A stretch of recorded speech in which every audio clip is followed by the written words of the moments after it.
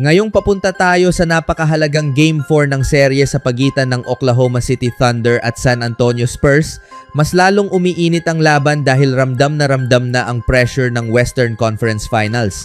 Ang OKC Thunder ay may hawak ngayong momentum matapos maagaw ang lamang sa serye, pero ang Spurs ay siguradong hindi basta susuko lalo na't nasa kanilang home court pa rin ang laban. Ito ay yung klase ng serye na habang tumatagal, mas nagiging pisikal, mas emosyonal, at mas intense bawat possession. Sa Game 4, napakaraming bagay ang dapat abangan dahil parehong bata, mabilis, at gutom manalo ang dalawang koponan. Hindi lang ito simpleng laban para sa panalo kundi laban din ito para sa kontrol ng serye at para sa kumpiyansa papunta sa susunod na mga laro.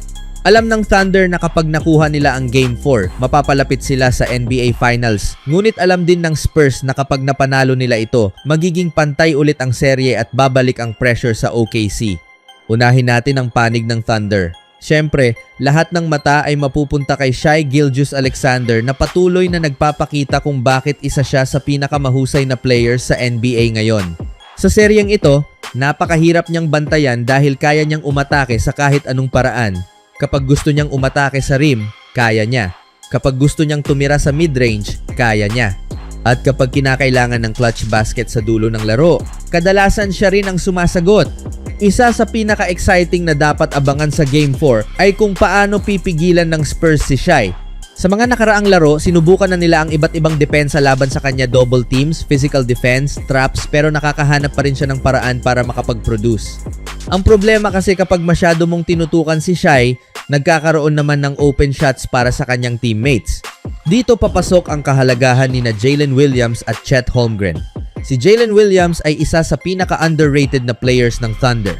Hindi siya laging maingay sa stats, pero napakalaki ng impact niya sa laro. Kaya niyang umatake, gumawa ng plays, at tumira sa tres kapag kinakailangan. Kapag maganda ang laro niya, sobrang hirap pigilan ng opensa ng Thunder dahil hindi lang si Shai ang aasahan nila. Samantalang si Chet Holmgren naman ay napakalaking factor sa depensa ng OKC.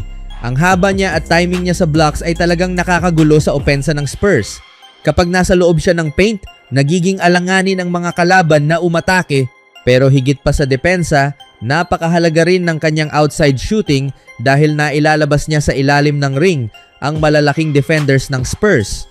At dito pumapasok ang isa sa pinakaaabangang matchup ng seryeng ito, si Chet Holmgren laban kay Victor Wembanyama. Maraming fans ang nagsasabing ito na ang future rivalry ng NBA pagdating sa mga big men. Pareho silang matangkad, parehong may shooting touch, parehong elite defenders, at parehong may kakayahang kontrolin ang laro sa magkabilang dulo ng court. Si Wembanyama naman ay talagang naging sentro ng Spurs sa playoffs na ito. Sa bawat laro, nagpapakita siya ng kakaibang kombinasyon ng depensa at opensa. Ang nakakabilib sa kanya ay kahit gaano katangkad ang bantay, kaya pa rin niyang makahanap ng paraan para makatira. At kapag nag-init siya mula sa labas, lalong nagiging imposible siyang pigilan. Isa sa mga dapat abangan sa Game 4 ay kung magiging agresibo agad si Wembanyama sa simula ng laro sa mga nakaraang laban. Kapag maaga siyang nakakakuha ng rhythm, mas nagiging kumpiyansa ang buong Spurs team. Ngunit kapag napipigilan siya ng Thunder sa first half, minsan nahihirapan ang Spurs na makahabol sa scoring. Malaking tulong din para sa Spurs si Devin Vassell. Siya yung klase ng scorer na kayang biglang mag-init at magbigay ng momentum sa koponan. Kapag pumapasok ang tres ni Vassell, mas bumubukas ang floor para kay Wembanyama, kaya siguradong isa siya sa tututukan ng depensa ng Thunder. Hindi rin dapat maliitin ang bench ng dalawang koponan. Sa playoffs, napakahalaga ng role players dahil minsan sila ang nagbibigay ng energy at momentum kapag nagpapahinga ang mga stars. Ang Thunder ay kilala sa kanilang mabilis na pace at transition offense. Kapag maraming turnovers ang Spurs, siguradong tatakbo agad ang OKC para sa easy baskets. Ngunit ang Spurs naman ay may kakayahang pabagalin ang laro at gawing mas physical ang laban. At kapag naging half-court game ito, mas tumataas ang tsansa ng Spurs dahil mas nakakagawa sila ng set plays para kay Wembanyama at sa kanilang shooters. Isa rin sa pinakamahalagang usapan bago ang Game 4 ay ang injury report. Sa ngayon, wala pang major confirmed absence na tuluyang magbabago sa serye, pero playoffs na ito kaya maraming players ang may iniindang minor injuries at pagod. Kailangang bantayan ng fans ang late updates bago magsimula ang laro dahil isang maliit na injury lamang ay maaaring makaapekto sa performance ng isang star player. At syempre habang tumatagal ang serye, mas nagiging mahalaga ang conditioning at stamina ng mga players. Ang bawat laro ngayon ay halos parang digmaan sa court dahil walang gustong magpatalo. Asahan natin na magiging mas pisikal ang laban, mas maraming hard fouls, at mas maraming emotional moments lalo na sa fourth quarter. Isa pang exciting na dapat abangan ay ang coaching adjustments. Ang Thunder coaching staff ay kilala sa mabilis na adjustments lalo na sa depensa. Posibleng makakita tayo ng mas agresibong depensa laban kay Wembanyama gaya ng double teams o pagpilit na ipaasa ang scoring sa ibang Spurs players. Samantala, ang Spurs naman ay maaaring gumawa ng adjustments laban kay Shai sa pamamagitan ng mas physical na depensa at pagputol sa kanyang driving lanes.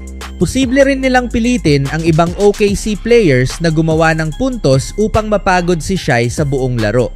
Napakahalaga rin ng crowd factor sa Game 4. Kapag maagang nakakuha ng momentum ang Spurs, siguradong magiging sobrang ingay ng kanilang home crowd at maaaring makaapekto iyon sa kumpiyansa ng Thunder.